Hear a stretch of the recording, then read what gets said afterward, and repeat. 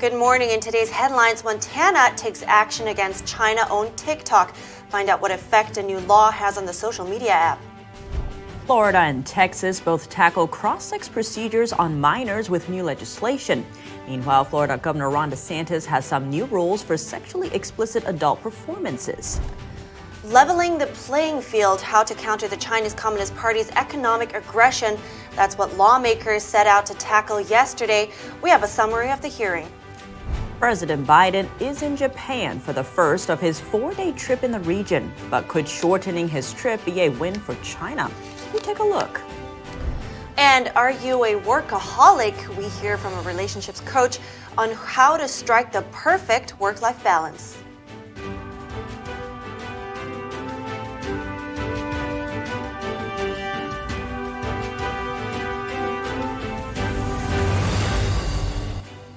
Good morning and welcome to NTD. I'm Tiffany Meyer in for Kevin Hogan. Good morning, everyone. I'm Evelyn Lee. Today is Thursday, May 18th. And be sure to stay till the end for some new footage of the Titanic. And I'm curious about that work-life balance segment. I think we need that. You and me both, yeah. First of all, though, let's get into some more serious news. Montana is taking a major step in banning China-owned social media app TikTok, and this time it's not just on government devices. Montana Governor Greg Gianforte signed the bill into law yesterday. It prohibits the TikTok app from being offered and operated on mobile app stores to any users in Montana.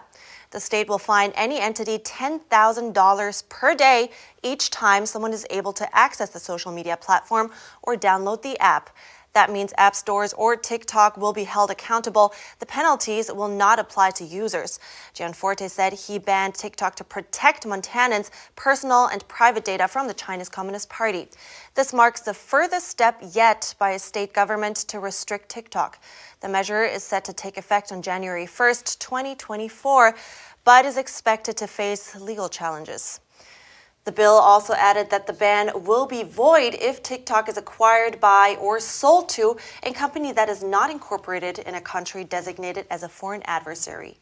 And Evelyn, an interesting point here is that the legislation prohibits mobile app stores from offering TikTok within the state. But a trade group funded by Apple and Google said it's impossible for the companies to prevent access to TikTok just in one single state. Right, and talking about safety concerns, OpenAI CEO Sam Altman told a Senate Judiciary Subcommittee on Tuesday his biggest fear is the AI industry causing significant harm to the world. He noted the technology could be used to generate misinformation and interfere with elections. To discuss the risks and dangers of AI, we bring in a tech expert. Jessica Malugin is the director of the Center for Technology and Innovation at the Competitive Enterprise Institute. Good morning, Jessica. There is a lot of talk about AI bias. Now, can you start by explaining what that is first, and what its risks are? So there's a couple different layers and some things that people are talking about and grouping together. But one are actual criminal activities, fraud. It's a big concern with the election security, and of course, politicians are especially focused on that. But the bias question is just that it happens to be that the set of information that some of these systems were trained on might contain bias information, or perhaps how the algorithm was set contains bias information. So you might not be getting a very objective answer when you ask some of these language models a question. Now, some urge Congress to learn from the past experiences with social media. Now, what lessons are we talking about here, and how do they apply here? Well, I think once again, one of the things that we heard in the hearing that politicians are concerned about is what effect this technology can have on our elections. So we look back on the Facebook controversy and what influence foreign governments had or didn't have. Those questions, by the way, are sort of still unsettled, but I think that's what they have in mind when they bring up security concerns with AI in terms of democracy here in the US. So that's one of the things they're concerned about. And really, we're at the beginning of this technology. We really don't know what challenges or problems we face, just like we didn't really know that with social media. But I think the question before the hearing is, do we want to regulate first and perhaps give up a lot of the benefits of this technology in the hopes that we're regulating against the same future risks? Or do we want to let the technology roll out, start walking down this road of progress, and then deal with whatever challenges present themselves as we go? So what's your proposal? Like, how should we deal with this uncertainty? Well, I think we need to remember and look back at history, not just the failures of regulation as some people see it, but also the lessons of how new technology comes into our lives. No matter what it is, whether it was the bicycle, the printing press, there's always people who say, this is it, this is the end of the world, this changes everything. But of course, that's not how it happens, right? New jobs are made when others probably are destroyed. A lot of jobs with AI will be greatly improved in terms of quality of life for workers. And I would say, let's just walk cautiously. We need to be talking about this. Industry needs to be in touch with regulators, but let's not over-regulate at the beginning and sort of rob ourselves of what all the upside could be before we know what the problems are.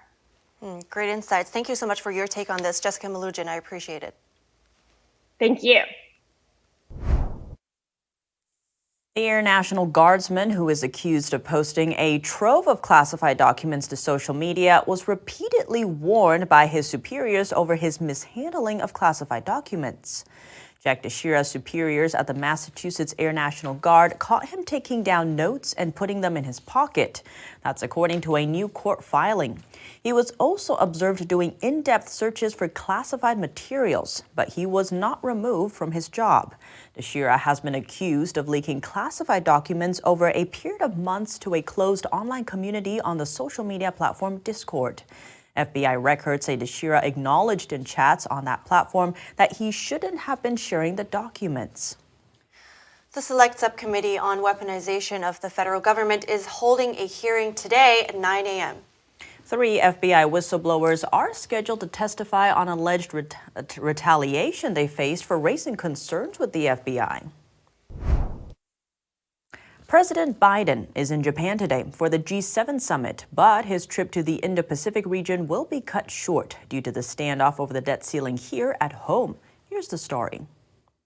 President Biden's trip to Asia this week sought to strengthen U.S. alliances and counter the influence of the Chinese regime in the region, but his second half of the trip will be cut short. Retired U.S. Navy Captain Brent Sadler shared his thoughts with NTD. This is unfortunately the knee-jerk reaction always has been, or perhaps the timing always seems to be really bad for engagements by a president into the Asia Pacific. I think it's bad. He should stick to the trip. Shortening his trip means Biden won't be stopping at Australia or Papua New Guinea. A summit of the Quad leaders in Sydney next week was cancelled after Biden pulled out of the visit. The Sydney Morning Herald calls it a win for Chinese leader Xi Jinping, saying, China's president for life, meanwhile, will be giddy with delight at the summit falling into disarray. Sadler said he believes cancelling the stop to Papua New Guinea is more significant. Not going to Papua New Guinea is significant. We have a potential base developing there on Manus Island. It was offered several years ago, actually, and now that's coming forward to fruition. Having the president go there would basically cinch it and signal a return of the United States to the Pacific. The White House said Biden invited the Australian Prime Minister for an official state visit. The president is scheduled to return from Japan on May 21st. And how can the U.S. defend itself and counter economic aggression from the Chinese Communist Party or CCP? That's what lawmakers in Washington aimed to find out yesterday in a hearing called Leveling the Playing Field. NTD's Jeremy Sandberg has more on the hearing and testimony from witnesses. The Select Committee will come to order. Welcome, everyone. The bipartisan group of lawmakers of the Committee on the CCP agree the economic threat from the Chinese Communist Party is one that cannot be ignored. Republican Chairman Mike Gallagher says it's time to stop admiring the problem and actually get down to solutions. We need to stop fueling our own destruction. This means we shouldn't fund PLA modernization, we should protect our sensitive research and critical technologies, and not sacrifice national security for short-term profits. Gallagher says it's time to take off the golden blindfolds and open our eyes to the risks in China.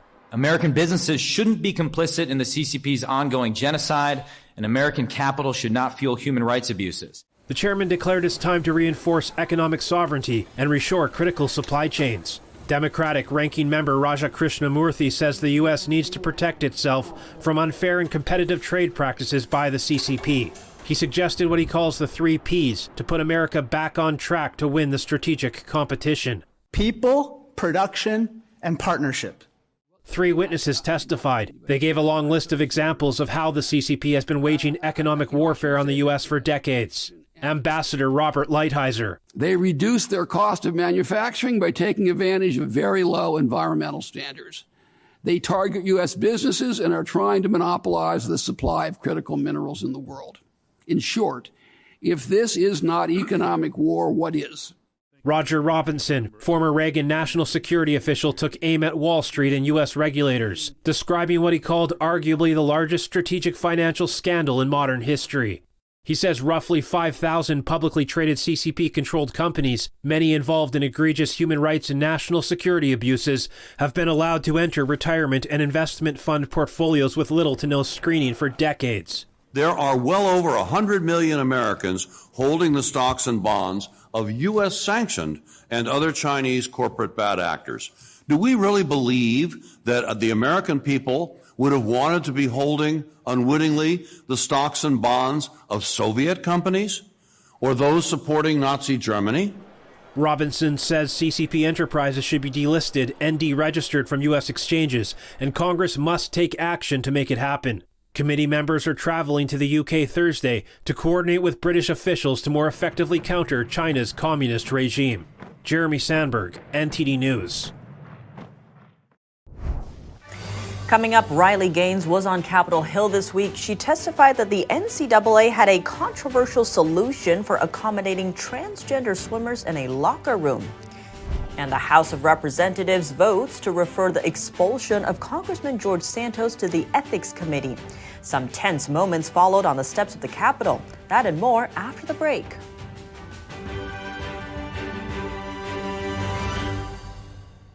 It's just clear as day. The media, whether it's broadcast, cable, or print media, has become extremely biased. And I started looking online for alternative ways to get information. And I saw an ad for a free trial. And I looked at it and I said, Epoch Times. I mean, come on, this is end of days type of stuff. I mean, what are they going to be talking about here? And I said, well, it's a free trial. Let me dig in. Is it giving me both sides? Is it giving me an objective point of view here?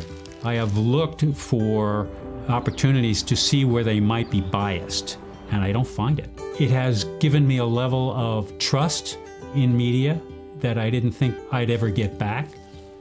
I love the Epoch Times because it has renewed my faith in the idea that a reliable, responsible, non-biased source of information is available. And I can say that I love it because of that.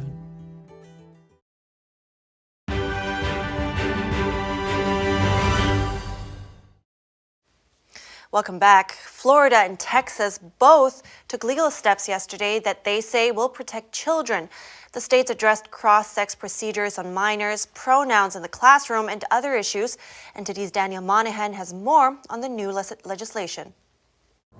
Florida Governor Ron DeSantis signed a package of bills called Let Kids Be Kids. The first bill prohibits cross-sex procedures and puberty blockers for children. It also allows people to sue for damages if they were injured or killed after such procedures, or after receiving puberty blockers or other related drugs as minors. You have a movement amongst, I would say, rogue elements of the medical establishment to do things that is basically the mutilation of minors.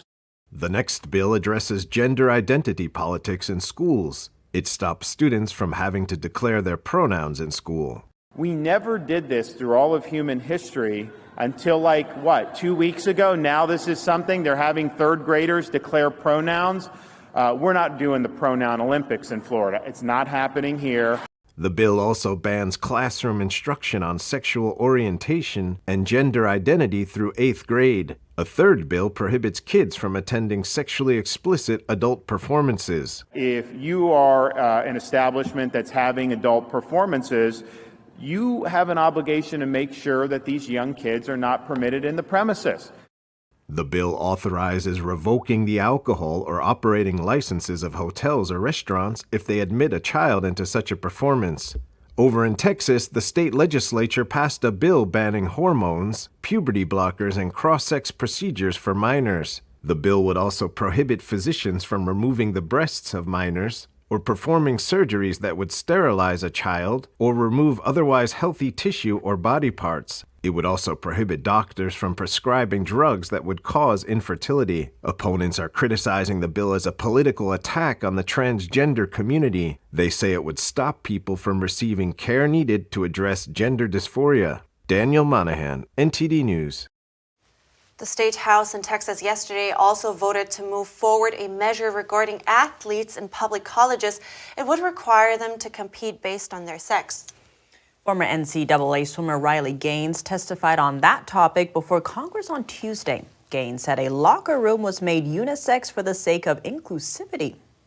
Gaines competed against Leah Thomas as an NCAA swimmer. Thomas is a male who identifies as female. Gaines says that Thomas undressed in front of her and her female teammates. This happened as Gaines and others were also undressing. Gaines complained about the matter to an NCAA official. According to Gaines, the official told her they got around the issue by making the locker rooms unisex. So this meant that any man could have walked into our locker room, not just a self-identifying female. Any man, any coach, any parent, any official, any man who wanted to would have had full access to, and bare minimum, we weren't forewarned. Gaines says Leah Thomas's teammates from the University of Pennsylvania sent an email to their administration to express their discomfort. She said they responded by offering them counseling resources to deal with their discomfort of seeing male genitalia. NTD reached out to the university, and we will get back to you with any updates. And a resolution to expel embattled GOP Representative George Santos from Congress is heading to the House Ethics Committee. Democrats moved to force a floor vote on Tuesday. The House voted mostly along party lines to refer the resolution to the ethics panel yesterday, 221 to 204. Santos made it clear to reporters after the vote that he has no intention of resigning, but not without some drama on the Capitol steps. Watch. Here's a procedure. You can't be judge, jury, and executioner. I have a right, a constitutional right to defend myself, and I will do that. You gotta go, man. Come on. Son. How's your ethics play going? Aren't you in ethics too, AOC? Come on. Look, I can't continue to address you guys because there's a deranged member here. Impeach Biden. Impeach Biden. No more QAnon. No more MAGA. No more CNN. Santos is facing 13 federal charges of fraud, money laundering, and theft of public funds. He denies the charges and has pleaded not guilty. And now some short headlines around the world. At least 9 people are dead and thousands were evacuated from their homes as torrential rain battered northern Italy. The downpours triggered widespread flooding. Water cascaded through towns and submerged thousands of acres of farmland, and a bridge near Bologna collapsed. Officials say the flooding hit nearly 40 towns and communities, and about 120 landslides were reported. This weekend's Formula One race in the region was called off due to rescue operations.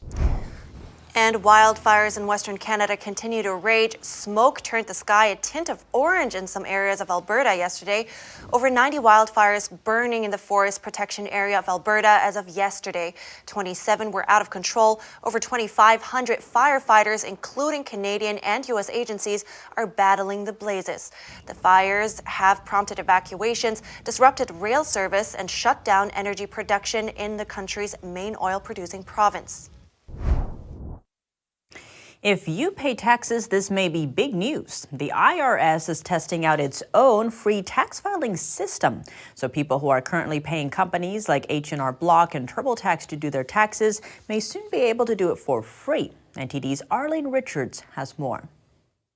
The IRS is trying to create Direct File, a free voluntary IRS-run electronic tax filing system. Americans spend billions of dollars on tax services, and the IRS believes this could save them some money. IRS Commissioner Danny Werfel says this kind of system is already used by numerous tax jurisdictions around the world. An IRS report found that a significant majority, 72%, are interested out of over 4,000 people surveyed. For a lot of people, it's a good thing. You know, I'm not really, I'm kind of happy that the IRS is moving in a positive direction, like becoming more technologically advanced.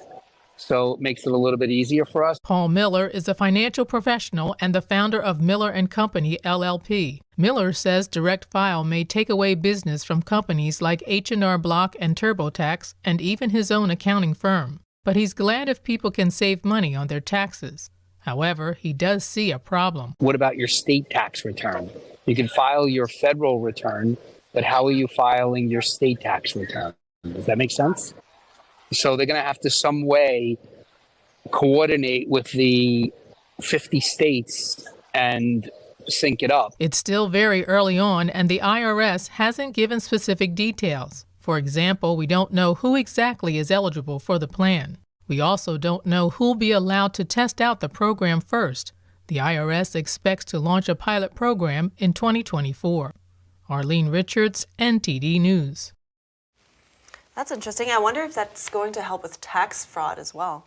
That's a good question. The IRS actually identified more than 1 million tax returns for potential identity fraud in 2023. That's according to a Treasury report released Tuesday. We will also have some tips for you tomorrow, how to identify fraud as well as what to do when you're a victim of identity theft. And you know what's also affecting Americans across the country? Tell me. Common conditions like anxiety and depression. For many, striking a work-life balance is key to their psychological well-being. We have that story in just a minute.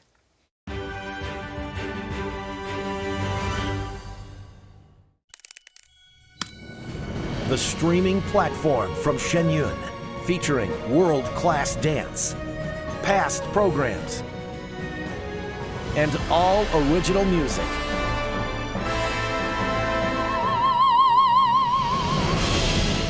Masterclasses, behind the scenes, and more. Order now and save $100 on annual subscriptions at shenyuncreations.com/TV. Hey, I told you enough of that. But look, this is different. It's Ganjing World.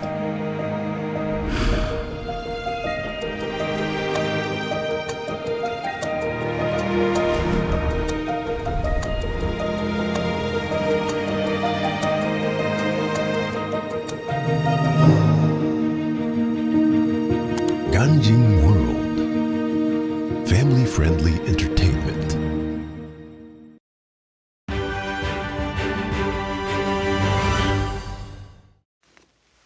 Good to have you back. Mental Health Awareness Month is underway, and Americans across the country are paying attention to common conditions like anxiety and depression. For many, striking a work-life balance is key to their psychological well-being. NTD's Andrew Thomas reports. I'm swamped. She's a workaholic. I need a vacation. We've all heard these phrases before. Americans work hard, but sometimes too hard, and that can lead to burnout. According to statistics from job website Zippia, 83% of Americans say work stress has a negative impact on their relationships. When people start becoming workaholics, like 48% of the Americans say they are, they start identifying with their work and the responsibilities there as opposed to identifying with their relationship or, again, going back to who they are. Lots of people identify with their career. So what do you do? We've all heard this question before at social gatherings or on dates. But dating and relationship coach Patrick Ryan stresses that people are much more than their job. When we're doing nothing but working, or that's what we identify with, it becomes unfulfilling, it becomes very empty, very lonely. And that can cause depression and a lot of other issues. It's easy to make mistakes when trying to maintain a work-life balance. Ryan emphasizes that work and a partner for that matter are important, but they're individual details in a much larger picture. The second thing is purpose. We all have to have purpose in our lives. And purpose is so important to give us value and to make us, or at least give us an opportunity to be happy and fulfilled. Ryan adds that there's a misconception that a relationship will make you happy. But self-care and individual fulfillment are just as crucial to psychological well-being. I think one of the biggest mistakes that people make when they're trying to balance their life between work and pleasure, let's call it, is not taking care of themselves. Work ethic is important, and it's critical for success in any career. But when the job starts affecting your personal relationships, re-examining your work-life balance could be in order. Andrew Thomas, NTD News. You know, that's actually really interesting. I just read something about how important it is to depersonalize, because there's other things in your life, right? And we don't need to identify too much with our jobs. That is fascinating. I've read about, the benefits of different hobbies like creative outlets and how that actually makes your job easier and better. Yeah, it's important. It is. And actually now we're going to talk about a never before seen view of the Titanic on the ocean floor. Of course, we've seen pictures and video of the 1912 wreckage before, but these scans from deep sea investigators Magellan along with Atlantis Productions give a full picture of the ocean liner today. Scans of the wreck were carried out in the summer of 2022. This final digital replica captures the entire wreck, including both the bow and stern section, which separated upon sinking.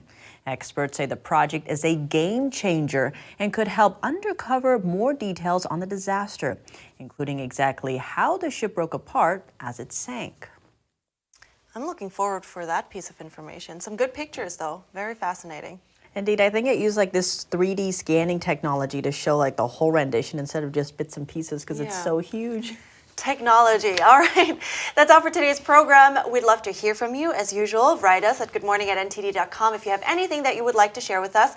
Thanks for watching. I'm Evelyn Lee. And I'm Tiffany Meyer.